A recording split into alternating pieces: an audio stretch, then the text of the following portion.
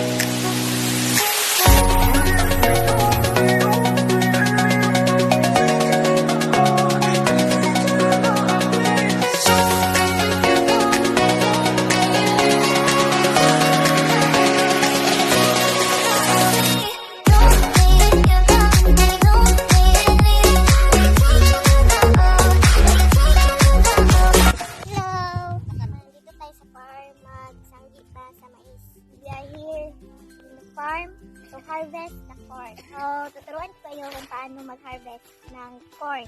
Let's go! So, first, dahil maliit ang punuan, open using this bamboo. Gumawa ka nito at gamitin mo ito sa pag-harvest. Like this.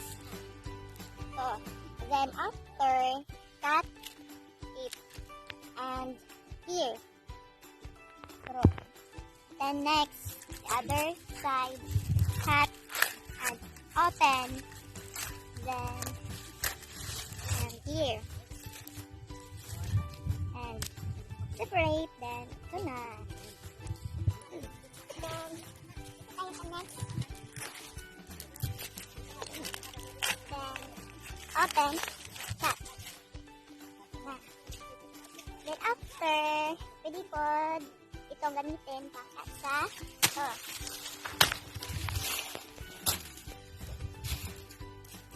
So, pwede kayo ito, guys, cut,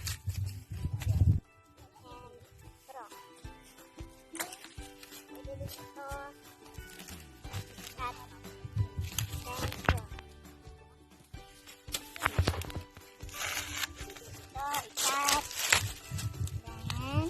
Separate and drop.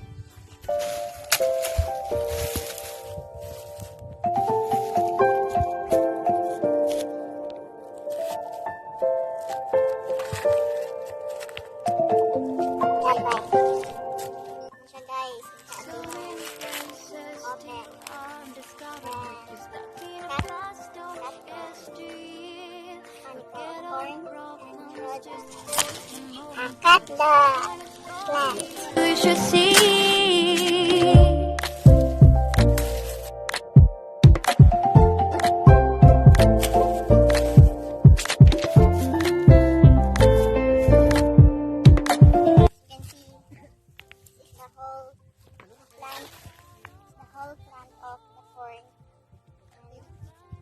Open it Like this. Ayan. Sin ang mga cut. Oh, may natira. So, ito siyang cut. So, then, let's move on to the other plant. Open. Then, open. And then, cut.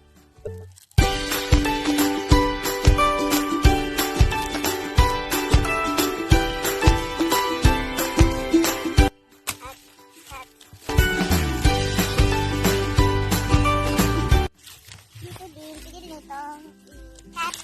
Then, open.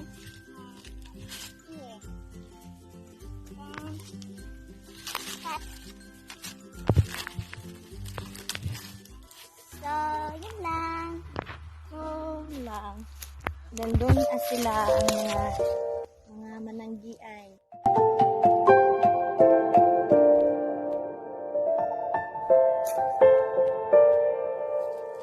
Thank you for watching.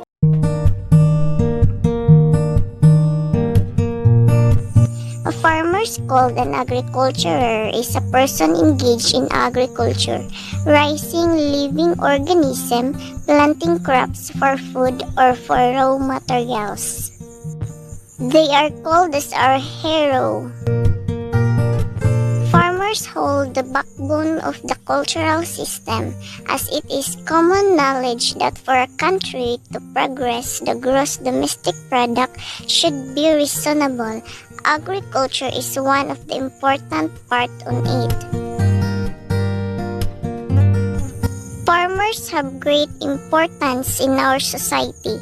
They are the ones who provide us food to eat, since every person needs proper food for their living. This is the reason why farmers are the necessity in our society.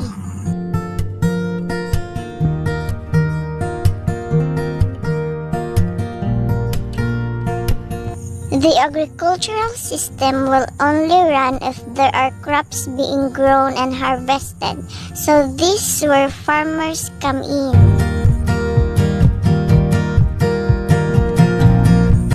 Farmers hold the backbone of the agricultural system, knowing that it involves in planting, cultivating, performing post-harvest duties, overseeing livestock, and supervising farm labor depending on the type of farm.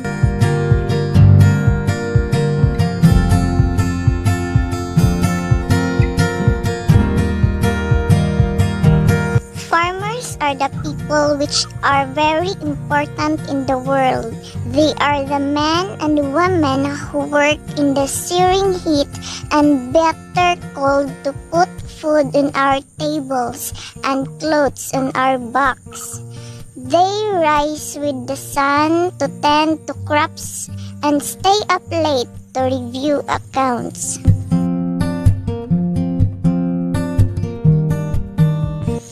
It is a very sad reality. The reason why I am very much proud and I salute to all our farmers who continue invest their hard work and love to people.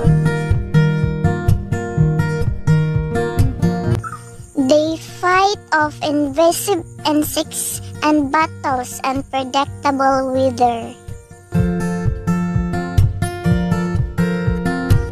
Although tending our own gardens is becoming more popular, many of us still get our food from the supermarket. It is so easy and convenient to drive over to the grocery store, grab a few items, and cook off meal. But have we ever stopped to think about where the bulk of our fresh product, vegetables, meats, and other non-processed items came from?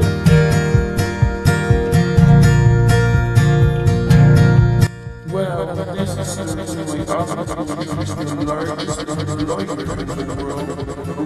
job is reaching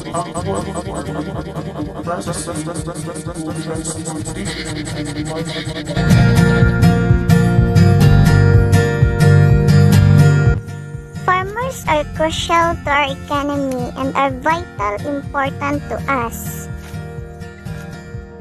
This is their payag or munting bahay for them to protect if there is a weather changes or rain comes. The healthy way to eat is fresh fruit, vegetables, and protein which are grain-fed and raised in human condition.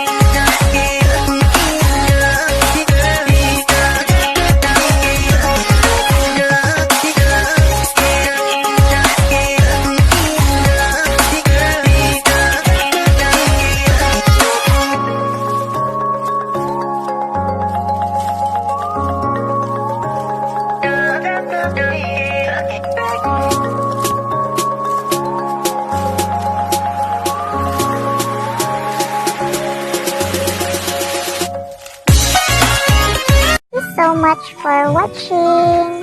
God bless everyone.